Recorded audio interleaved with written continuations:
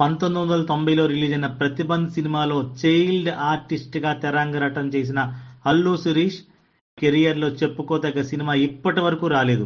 2013లో విడుదలైన గౌరవం, 2014లో కొత్త జంట, 2016లో శ్రీరస్తు శుభమస్తు, 2017లో ఒక్క క్షణం, 2019లో ఏబిసిడి, 2022లో ఓర్వశివో రాక్షసివో తీవ్ర నిరాశను మిగల్చగా ప్రజెంట్ ఇప్పుడు రిలీజ్ అయిన బడ్డీ సినిమా ఎప్పుడు వచ్చిందో ఎప్పుడు పోయిందో కూడా ఎవరికీ తెలియదంటే అల్లు శిరీష్ కథ అయిపోయిందని అంటున్నాయి సినిమా వర్గాలు.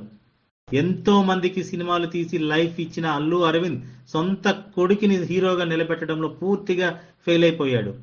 బడ్డీ సినిమా నిర్మాత 3 రోజుల తర్వాత రిలీజ్ అవుతున్న తంగలాన్ చిత్ర ప్రమోషన్ల మీద పెట్టిన శ్రద్ధ హైదరాబాద్ లో ప్రమోషన్లు సైతం నిర్వహిస్తుంటే అల్లు శిరీష్ సినిమాపై మార్కెటింగ్ ఎందుకు చేయలేదన్న ప్రశ్నకు సినిమాలో విషయం లేదనే నిర్మాతకు ముందే అర్థమైందా అంటున్నాయి ట్రేడ్ వర్గాలు.